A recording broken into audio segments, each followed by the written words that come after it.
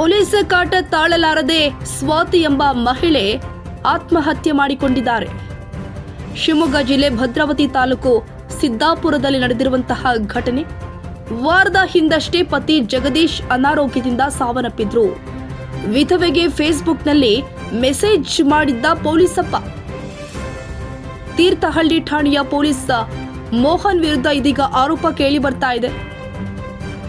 ಪೊಲೀಸಪ್ಪನ Facebook ಖಾತೆ block ಮಾಡಿದ್ದ ಸ್ವಾತಿ ಕೋಪಗೊಂಡು ಬೇರೆ ಖಾತೆಯಿಂದ ಮಹಿಳೆ ಬಗ್ಗೆ ಅಪಪ್ರಚಾರ ಮಾಡಿದ್ದಾನೆ. ಇದೀಗ ಪೊಲೀಸ್ ಕಾಟ ತಾಳದೆ ವಾಟ್ಸ್ಆಪ್ನಲ್ಲಿ ಡೆತ್ ನೋಟ್ ಬರೆದು ಆತ್ಮಹತ್ಯೆ ಮಾಡಿಕೊಂಡಿದ್ದಾರೆ ಸ್ವಾತಿ. ಭದ್ರಾವತಿಯ ನ್ಯೂ ಟೌನ್ ಪೊಲೀಸ್ ಠಾಣಾ ವ್ಯಾಪ್ತಿಯಲ್ಲಿ ಘಟನೆ ಜರುಗಿದೆ. ಸ್ವಾತಿ ಆತ್ಮಹತ್ಯೆಯಿಂದಾಗಿ 2 ಹೆಣ್ಣು ಮಕ್ಕಳು ಅನಾಥವಾಗಿದೆ. ವಾರದ ಹಿಂದಷ್ಟೇ ಪತಿ ಕಳೆದುಕೊಂಡಿದ್ರು. ಇದೀಗ ಪತ್ನಿ ಕೂಡ ಆತ್ಮಹತ್ಯೆ ಮಾಡಿಕೊಂಡಿದ್ದಾರೆ. ಅದು ಪೊಲೀಸಪ್ಪನ ಕಿರುಕುಳದಿಂದಾಗಿ. ಇವರಿಬ್ಬರ ಸಾವಿನಿಂದಾಗಿ 2 ಹೆಣ್ಣು ಮಕ್ಕಳು ಅನಾಥವಾಗಿದೆ. ಪೊಲೀಸ್ ಮೋಹನ್ ವಿರುದ್ಧ ಕ್ರಮಕ್ಕೆ ಸ್ವಾತಿ ಕುಟುಂಬಸ್ಥರು ಆಗ್ರಹ ಮಾಡ್ತಾ ಇದ್ದಾರೆ.